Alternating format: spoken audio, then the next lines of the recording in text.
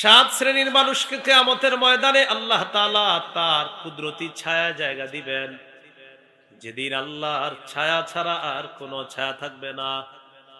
এক নাম্বার আল ইমামুল আদিল, ন্যায়পরায়ণ শাসক, তাকে আল্লাহ ছায়া দিবেন। আমাদের কপালে জানি এমন শাসক আছে কিনা, বলেন আছে ইনশাআল্লাহ। স্বপ্নই দেখতেছি, স্বপ্ন দেখতেছি। আসবে কিভাবে বলেন? মাঝে মাঝে আলোচকরা মাহফিলে যায়, 60-70 জন বা 50-60 জন অথবা 30-40 জন বাইক নিয়ে ওনারে রিসিভ করতে যায়। জিজ্ঞাসা করবেন, ভাই সবে মাগরিব পড়ছেন আপনারা? এই যে এতজন রিসিভ করতে আসছেন, আবেগে মাগরিব পড়ে নাই অনেকে। আমি বলি নাই সব, অনেকে পড়ছে অনেকে পড়ে নাই আবেগে। হুজুর আজকে তো হুজুর আনতে গেছি, তো আজকে মাগরিব হুজুর আসবে, দাঁড়াই রয়েছে রাস্তায়, হুজুরে রিসিভ করবে, তো মাগরিবের তো সময় বেশিক্ষণ নাই আপনার, দাঁড়াই রয়েছে অনেকক্ষণ, মাগরিব পড়ছেন? ও আচ্ছা, মাগরিব পড়া হয় নাই। তো মাগরিব পড়া হয় না এটা বললেন কিভাবে? হুজুর আইসা দাঁড়ায় থাকতো, আপনি মাগরিব তো বেশি সময় লাগতো না, পুরা নিতেন। আবেগে মাহফিল করতেছি আমরা, এই জন্য হুজুরে রিসিভ করতে গিয়ে মাগরিব পড়ি নাই। এখন আপনারা ফতুয়া দেন না যে মাহফিলটার উপকারিতাটা কোথায় হবে? তো এই দেশে আবার আমরা মাহফিলে বলতেছি চিল্লায়া চিল্লা, এদেশে ইসলাম থাকবে, আমি থাকবো, মুসলিম থাকবে, আর আল্লাহ তাআলা বলছেন মাগরিব তো সবাই পড়লাম। তখন বলেন কি হবে? এই কথাটি আমি আমাকে দোষারোপ করছি, আমি আমাকেই বলছি, আমাকে রিসিভ করার জন্য মনে করেন এমন করতেছে। তো আমার ওই মাহফিলের ফায়দাটা হবে কি, যে মাহফিলে আমার শ্রোতাদের মধ্যে শ্রোতারা যারা আমাকে রিসিভ করলো তাদের কেউ মাগরিব পড়ে নাই, কেউ এশা পড়ে নাই, সেটা আমি আমাকেই বলছি। রাসূলুল্লাহ সাল্লাল্লাহু আলাইহি সাল্লাম বলেন 7 শ্রেণীকে আল্লাহ আরশের ছায়া জায়গা দিবেন। 1 নাম্বার ন্যায়পরায়ণ শাসক, 2 নাম্বার ওয়াশাবুন নাশাআ ফি ইবাদাতি রাব্বিহ, ওই যুবক যে যুবকের যৌবনকালটা ইবাদতে কাটে। বর্তমান যুবকদের অবস্থা হলো এমন, যা বলবেন বলে আমার ইচ্ছা। এই মিয়া নামাজ পড়েন না কেন? আমার ইচ্ছা। ভাই চুল এত বড় কেন? আমার ইচ্ছা। এতক্ষণ মোবাইল চালান কেন? আমার ইচ্ছা। ভাই সিনেমা হলে কেন যাচ্ছেন? আমার ইচ্ছা। ভাই অশ্লীল সিনেমা দেখছেন কেন? আমার ইচ্ছা। আমার টাকা, আপনার কি? ওই মুহূর্তে যদি যে হাত দিয়ে অশ্লীল জিনিসটা ধরে রাখলেন, আল্লাহ যদি হাতটা আপনার প্যারালাইজড করে দেয়, কি করবেন? আল্লাহ যদি বলে তোর ইচ্ছা, হাত তো আমি দিছি, তোর ইচ্ছা হয় কিভাবে? চোখ দিয়ে হারাম জিনিসের দিকে দেখতেছেন আর বলছেন আমার ইচ্ছা। আল্লাহ যদি বলে চোখ তো আমি দিছি, তোমার ইচ্ছা হয় কিভাবে? কান দিয়ে আপনি গান শুনতেছেন আর বলছেন আমার ইচ্ছা। আল্লাহ বলবে কান আমি দিয়েছি, ইচ্ছা তোমার হবে কিভাবে? বলেন আসমান কার? জমিন কার? সৃষ্টিকার? আমরা কার? তো আমরা কিভাবে চলবো? ইচ্ছা হবে কার? কিভাবে বললেন কান আমার, আমার যেমন চায় তা শুনবো? কিভাবে বললেন? সূরা বনী ইসরাঈল 36 নম্বর আয়াতে আল্লাহ বলেন ইন্নাস সামআ ওয়াল বাসারা ওয়াল ফুআদা কুল্লু উলাইকা কানা আনহু মাসউলা। হেডফোন লাগিয়ে যারা কান শুনেন, যারা গান শুনেন ঘন্টার পর ঘন্টা, সূরা বনী ইসরাঈলের 36 নম্বর আয়াতটা আজকে খুলবেন, অনুবাদ দেখবেন। আল্লাহ তাআলা বলেন কানকে জিজ্ঞাসা করা হবে, কানের ব্যাপারে আপনাকে জিজ্ঞাসা করা হবে। ওয়াল বাসারা, চোখের ব্যাপারে আপনাকে জিজ্ঞাসা করা হবে। ওয়াল ফুআদা, অন্তরের ব্যাপারে। কুল্লু উলাইকা কানা আনহু মাসউলা, প্রত্যেকের ব্যাপারে জিজ্ঞাসা করা হবে। এবার সবাই একটু হাতের চামড়াটার দিকে তাকান, তাকান, আমিও তাকাই, তাকান। তাকাইছেন সবাই? সূরা হামিম আস-সাজদা 20-21 নম্বর আয়াতে আল্লাহ বলেন, সবাই চামড়ার দিকে তাকান আর আল্লাহর আয়াতটা শুনেন।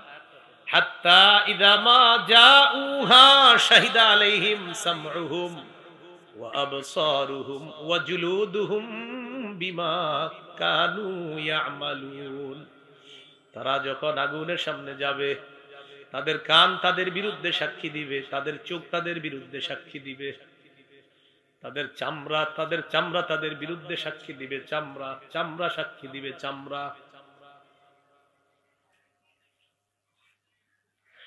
وقالوا لجلودهم لما شهدتم علينا, চামড়াকে তারা বলবে ও চামড়া তুইও আজকে আমার বিরুদ্ধে সাক্ষী দিলি। চামড়া জবাব দিবে আনতাকানাল্লাহুল্লাযী আনতাকা কুল্লা শাই, যে আল্লাহ সবকিছুকে কথা বলাইতে পারে, ওই আল্লাহ আমি চামড়াকেও আজকে কথা বলাইছে।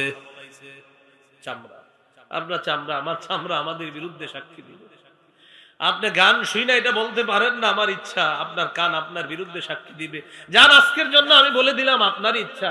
দেখেন হুজুররা আছে এখানে, আপনি গান শুনতেছেন আর বললাম ভাই শুইলেন না, বললেন আমার ইচ্ছা। আচ্ছা ঠিক আছে, আপনার ইচ্ছা, তো কান যে আপনার বিরুদ্ধে সাক্ষী দিবে, কোথায় আপনার ইচ্ছা হলো বলেন?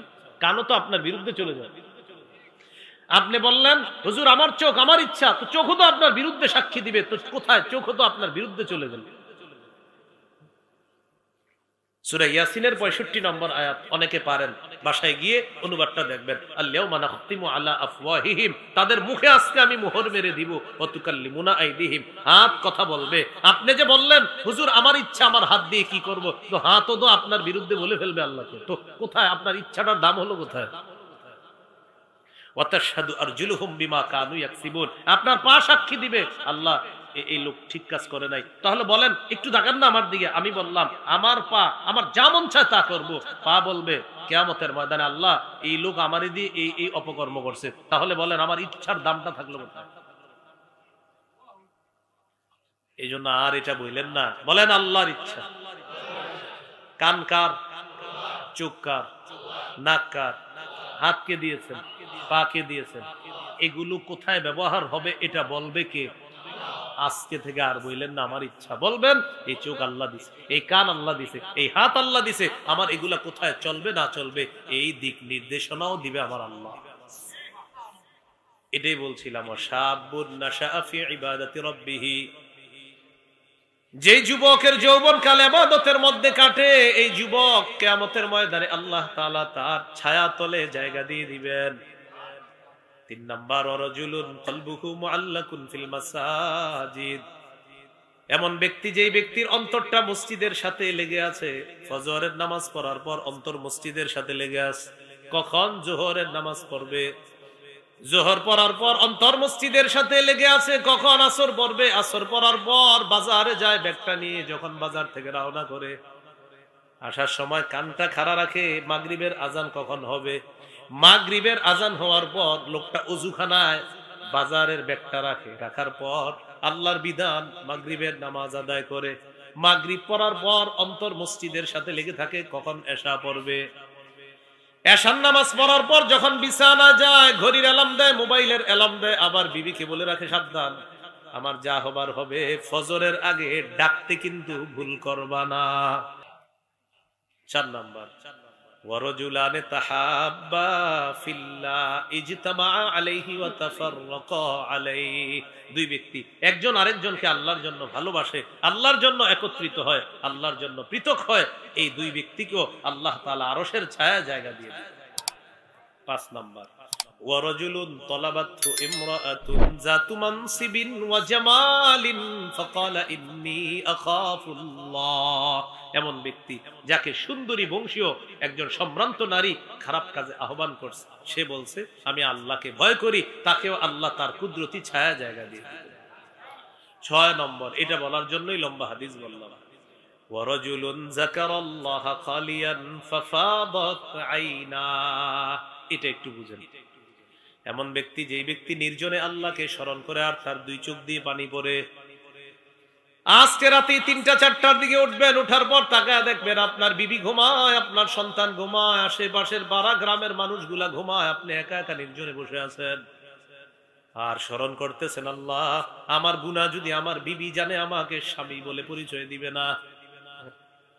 একা একা চিন্তা করতেছেন আল্লাহ আমার গুনাহ আমার মা বাবা জানলে সন্তান বলে পরিচয় দিবে না। আল্লাহ এই 2টা হাত দিছেন কত মায়া করে, আমি কত হারাম জিনিস স্পর্শ করলাম, কত মায়া করে 2টা কান দিলেন, আমি কত হারাম গান শুনলাম, এগুলা একা একা মনে করবেন, দেখবেন দিল নরম হবে, চোখে পানি আসবে। আল্লাহর ভয়ে যদি এই পানিটা আসে কিয়ামতের মাঠে আল্লাহ তার ছায়া জায়গা দিয়ে দিবেন। 7 নাম্বার, ওয়ারাজুলুন তাসাদদাকা আখফা হাত্তা লা তা'লামা শিমালু মা তুনফিকু ইয়ামিনুহু, ওই ব্যক্তি যে ব্যক্তি গোপনে দান করে তার বাম হাত জানে না ডান হাত কি দান করছে, মানে ইখলাসের সাথে দান করে, আল্লাহ তাকেও আরশের ছায়া তলে জায়গা দিয়ে দিবেন। এই হলো আল্লাহর ভয়ে কান্নাকাটি করা, আল্লাহর স্মরণে কান্নাকাটি করা। করব তো ইনশাআল্লাহ, আল্লাহ তৌফিক দান করেন।